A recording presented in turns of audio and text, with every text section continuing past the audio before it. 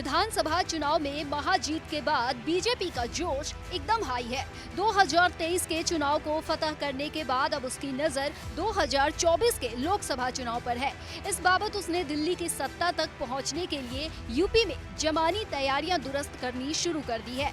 80 सीटों के लक्ष्य को पूरा करने के लिए पार्टी यूपी में बड़े बदलाव की योजना बना रही है।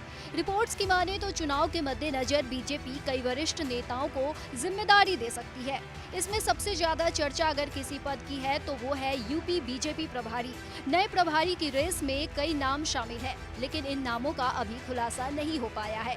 लेकिन नाम का ऐलान इसी महीने यानी कि दिसंबर के आखिर तक हो सकता है। बता दें कि मौजूदा प्रदेश भाजपा प्रभारी राधा मोहन सिंह का कार्यकाल खत्म हो चुका है। उनकी नियुक्ति नवंबर 2020 में हुई थी। अब वो बीजेपी की राष्ट्रीय टीम का हिस्सा भी नहीं है। यूपी बीजेपी प्रभारी के अलावा पार्टी ने राज्य की हर लोकसभा सीट पर प्रभारी और संयोजक नियुक्त करने की तैयारी भी तेज कर दी है। विधानसभा क्षेत्रों में चुनाव संचालन समितियां बनाने की भी खबर है। दरअसल पिछले लोकसभा चुनाव के दौरान हारी हुई 14 सीटों पर बीजेपी ने प्रभारी और सह प्रभारी की नियुक्ति पहले ही कर दी थी। ऐसे में बीजेपी अब अपनी नई टीम के जरिए उन सभी सीटों पर पूरा फोकस कर रही है जहां उसे पिछले चुनाव में हार मिली थी। जानकारी के लिए बता दें कि राधा मोहन सिंह को बीजेपी के राष्ट्रीय उपाध्यक्ष रहते हुए ही यूपी बीजेपी के प्रभारी की जिम्मेदारी सौंपी गई थी।